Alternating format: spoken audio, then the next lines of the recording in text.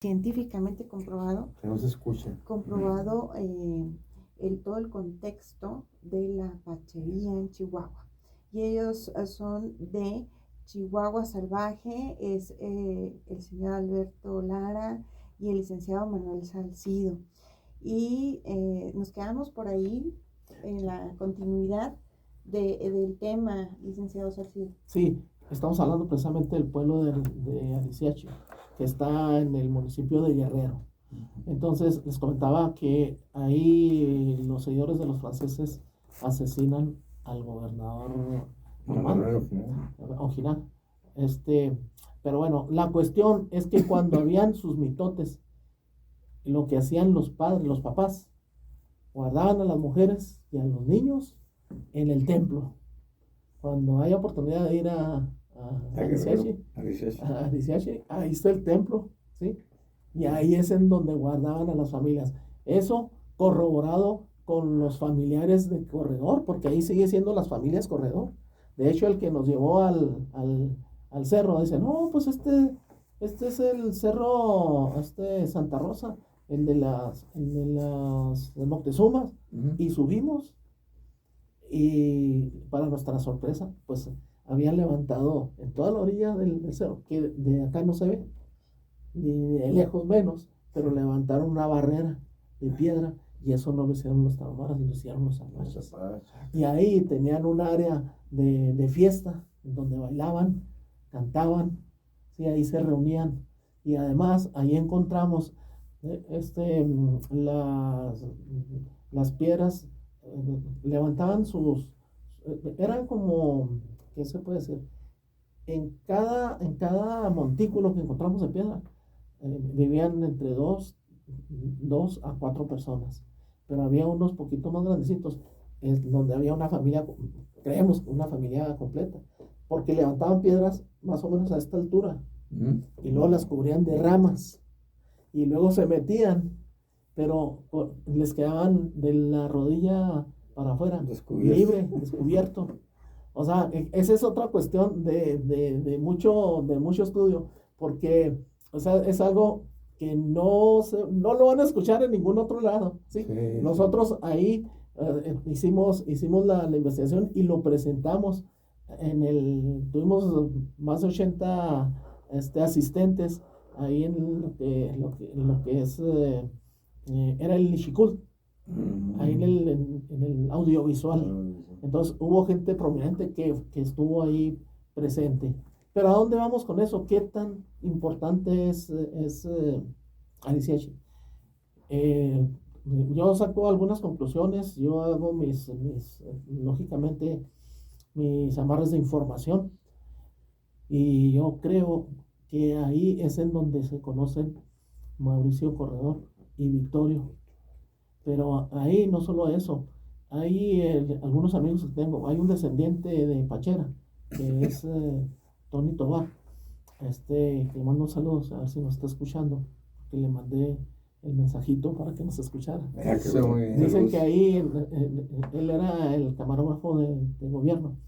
Fueron a Ariciachi, y él se quedó en la camioneta, terminó su trabajo, se quedó en la camioneta y se acercó un rato, y lo vio muy colorado. Es que es alto, y luego así como muy serio y colorado. Le dice, tú eres de los indios ratón, porque en Guerrero había un líder apache denominado Ratón. Entonces le dice, no, yo soy de Chihuahua. No, tú eres apache. Ay, ¿cómo sabes? Le dije que cómo sabía. Le dije, nomás con la pura fisonomía. Sí, fisonomía. Y el color de la piel. Sí, colorado. Entonces, dice que ya echaron la platicada, y que efectivamente, o sea, corroboran la historia de Mauricio Corredor, que era un malvado, pero que fue beneficiado a raíz de la batalla de Tres Castillos, y que además los familiares que hay ahí, los familiares corroboran la versión de las reuniones que hacían los mitotes, las pachangas. Había mucho tezuino. Mitotes en toda la así se denominaban. Fiestas. Había comida, y había mucho tesguino. Eso de mitotes también lo consulté en un periódico oficial de la época. Un término también que nosotros lo podremos dar dentro del lenguaje coloquial, pero es correcto. Por ejemplo, el mitote, que es una fiesta, y también la venduta, que es la venta. Y la venta. Sí. Y son términos que en la época se utilizaban. Y hay otro término, el trueque. El trueque. ¿Qué intercambiaban?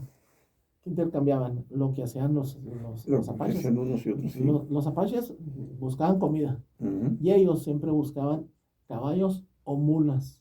¿Por qué la mula? Porque la mula les servía de varias cosas. Era un medio de transporte, era un medio de carga, que,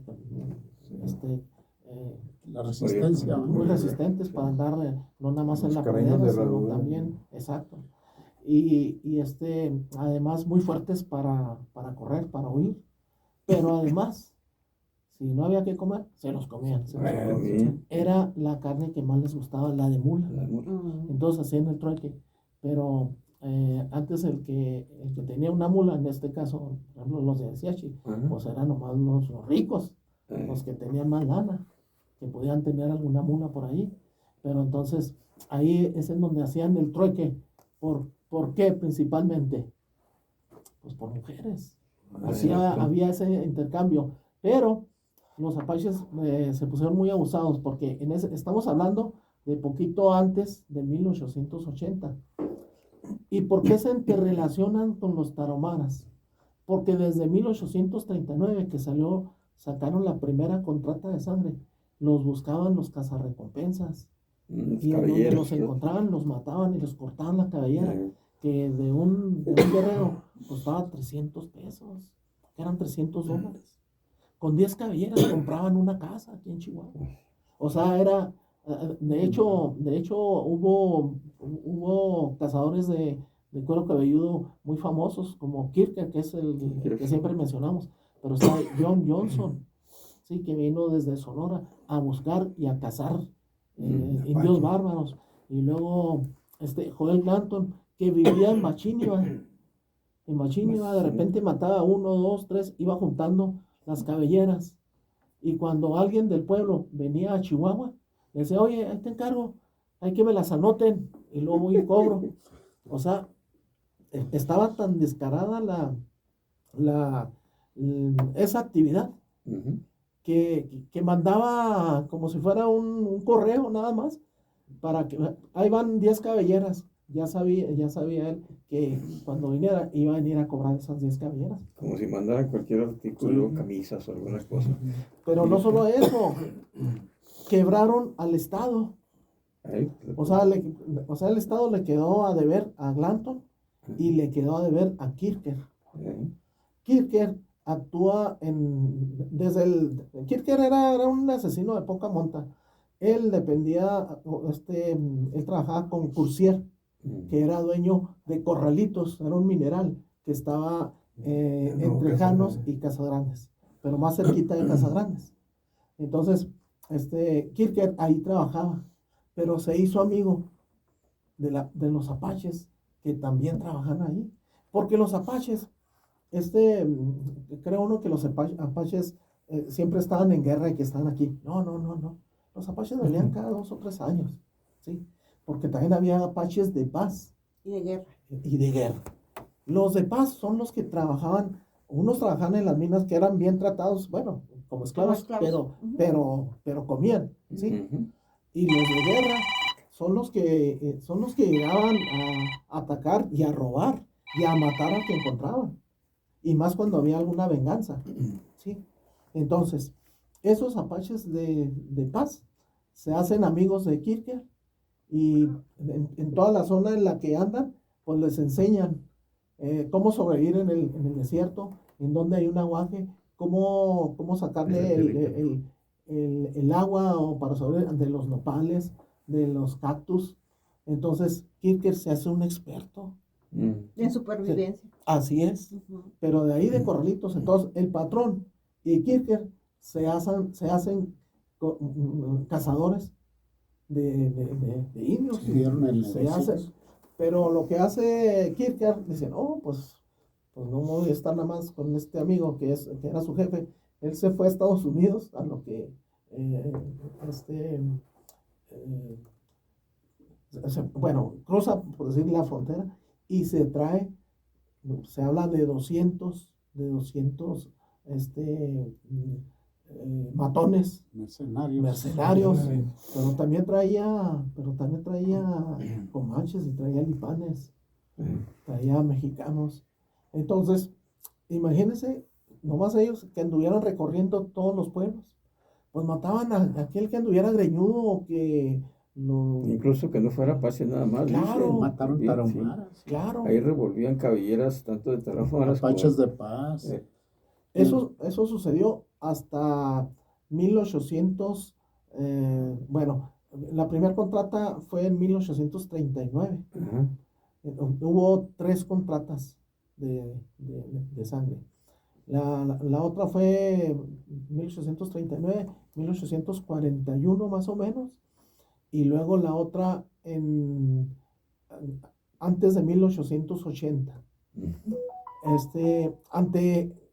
Ante la vigencia de esos decretos, el año antepasado hicimos gestiones ante el Congreso para que ese decreto se derogara. Entonces, muy bien. estaba vigente. Y no por nada, en el 2000, cuando trajimos a los mezcaleros, decían, a mí me llegaron a decir, oye, no nos irán a atacar.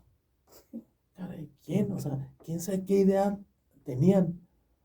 O sea, ellos, ahí en Mezcalero, nomás los más viejos hablan el lenguaje, todos los demás hablan inglés. Ajá. Y son contaditos los que hablan poquito español. Entonces, de las familias que venían con temor. Porque no, si traigo a mis hijos, si traigo a mi esposa, no nos irán a atacar. Entonces, ¿hasta dónde llegaba? Le preguntamos a unos rarámuris. Dice, pues van a venir los apaches. ¿Los apaches? Los apaches. Y así se alteraban. O sea, para mí fue algo increíble, ¿no? Pero eso, o sea, no me lo platicaron, eso lo viví yo. Pero era tan fuerte el impacto, fue como un shock del futuro entre los apaches y cuando se hablaba que iban a venir aquí. Eso fue el motivo de que se hicieran los consejos tribales para determinar quién venía. Ahí en Mezcalero, que son, en el 2000 eran más o menos 3,000 mezcaleros, 300 lipanes que aceptaron una vez que solicitaron los lipanes integrarse ahí a la reservación. Hubo un consejo tribal para aceptar, para recibirlos o no, y lo recibieron. Cuando el gobierno de Estados Unidos permite que de la reservación de Fort Sill, en donde estaba capturado preso Jerónimo, se les permitió salir. Unos dijeron, queremos irnos a Mezcalero. Se hace un consejo tribal en Mezcalero entre los mezcaleros y los lipanes, porque los integran también, no con tanta fuerza como tenían los mezcaleros, y les permiten venirse a vivir, y se vienen varios descendientes de Jerónimo. Jerónimo muere hasta 1907, y ellos llegan acá en 1890 más o menos. Entonces, por eso es que hay muy poquitos chiricahuas, ¿sí? Muy poquitos chiricahuas, un poquito más de lipanes, y el grueso son mezcaleros. Cuando vienen aquí a Chihuahua, Sara Mísquez, como le platicaba a Heidi, una mujer alta, más alta que Heidi, blanca, güera totalmente, de ojos azules. Entonces, caray, ¿cómo que ella va a ser apache? Bueno, lo que pasa es que la sangre directa de los apaches, Ju medía 1,90, Mangas Coloradas medía 2 metros. O sea, por la cuestión de la altura, no le ve uno problemas, pero hay que recordar que son varias las generaciones en donde, bueno, se va ligando la sangre, y la señora era la jefa del consejo tribal. O sea, todos los apaches ahí votaron para que ella fuera la jefa del consejo, Ya en ese tribal. entonces ya estaba la mujer participando. Ah, sí, sí. El segundo era Freddy Chino, Freddy Chino. Yo hablo con toda familiaridad con Freddy Chino, porque después vinieron en el 2004, 2005 y 2006. Nosotros, mi esposa, mi hija y yo, fuimos en el 2000, creo que en el 2006. Hombre, nos recibieron, nos ofreció su casa, nos quedamos ahí, es donde aprende mucho me dice Freddy Chino, hay muchas palabras en español, pero aquí nomás eran como 10 los que hablaban el lenguaje, y quería que se obligara a los niños, a los jóvenes, a aprender el lenguaje. El gobierno nos obliga a que su primera lengua sea el inglés, y él quería que se implementara. Tienen sus libros y todo, pero no les obligan a aprenderlo. O sea, es algo muy, muy, muy, muy raro, ¿verdad? Pero así estaba. Freddy Chino, cuando vino aquí, que le solicitamos al gobierno que nos apoyara para que vinieran después de 120 años a tocar el tambor de agua y a cantar y a danzar, lo aprobaron. Estuvimos yendo y viniendo varias veces. Fuimos no hasta Mezcalero el día que ya vinieron, sino hasta El Paso para que cruzaran. Ni pasaporte traían. O sea, es que no les interesa. Ellos vienen su reservación y ahí están. Trabajan ahí en los casinos. Los mezcaleros son los apaches que tienen más recursos en todo Estados Unidos.